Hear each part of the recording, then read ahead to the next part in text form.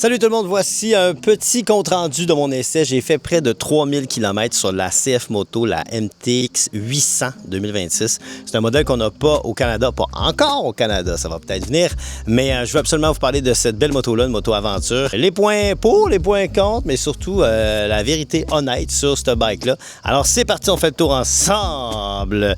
Pendant que mes comparses Valérie Ménard et Yann Bissonnette sont en train d'enlever leur bagage sur leur CF Moto. La 800 MTX 2026, celle-là est super belle avec un wrap bleu, donc ils ont fait un décalque bleu pour celle-là qui donne un petit look aventure avec une petite touche de bleu, une petite touche de rose pour venir donner la thématique CF Moto. On a du beau avec des montagnes partout là, comme ça, vous voyez voir, hein, vous voyez, c'est beau, c'est magnifique.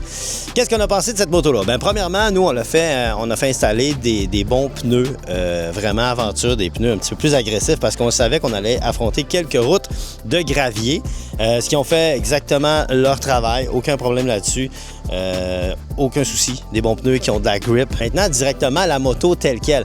C'est une moto qui, quand même, qui a une bonne dimension, mais qui respecte, je vous dirais, le mid-size, 800 cc.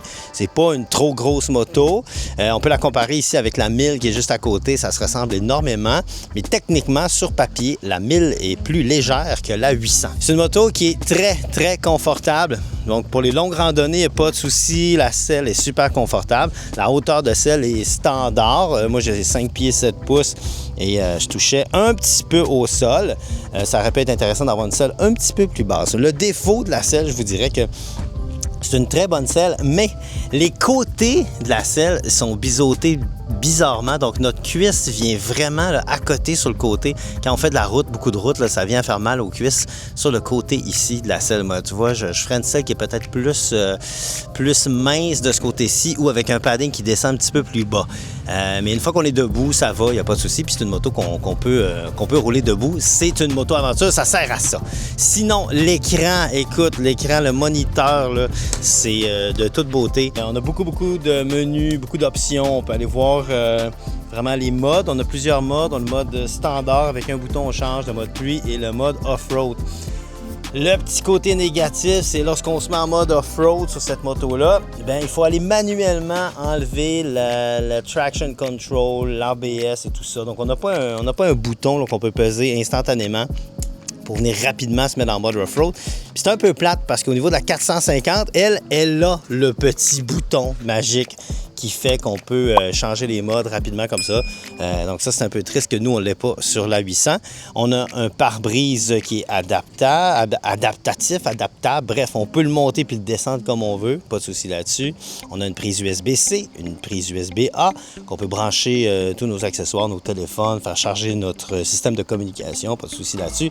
Et on a la capacité de mettre des beaux bagages. De ce côté-ci, moi, j'étais chanceux. J'avais des Shad 30, donc des Shad qui sont waterproof, des TR30 qui ont une bonne capacité, 30 litres de chaque côté. Facile à installer, facile à enlever. Pas de souci. Ça a bien été. D'ailleurs, le comportement de la moto a été excellent. Même avec les bagages complètement chargés, c'était super facile à piloter. C'est une moto qui aime jouer. J'aurais aimé avoir un petit peu plus de puissance à bas régime. Et surtout en mode aventure, en mode tout-terrain. Il y a beaucoup de motos qui, à basse vitesse, elles vont révolutionner plus haut pour nous faciliter, nous augmenter de l'inertie, mais dans ce cas-ci, on n'a pas ça. Donc, ça nous est tous arrivé d'étouffer la moto à basse vitesse quand on n'est vraiment pas habitué d'étouffer à basse vitesse parce qu'on n'a pas besoin de donner autant de révolution moteur. Mais sinon, dans l'ensemble, très, très, très bonne moto, super fun, bonne cylindrée. 800, dans le fond, ça a bien du bon sens. Ça a assez de puissance, c'est assez fort, puis il y a beaucoup d'options. Hein? Vous le savez, CF Moto, ça vient avec beaucoup d'options. Et tout ça, c'est sans parler du app. Il y a un app aussi qui vient, CF Moto, qui vous donne tous les détails. Non seulement les détails de la moto, la pression des pneus, quand est-ce qu'il faut changer les trucs, mais au-delà de ça, il y a même toutes les par jour, comment est-ce qu'on a fait de kilomètres, comment est-ce qu'on a fait de contre-braquage. Il y a toute l'information qui est là et ça, c'est complètement fou.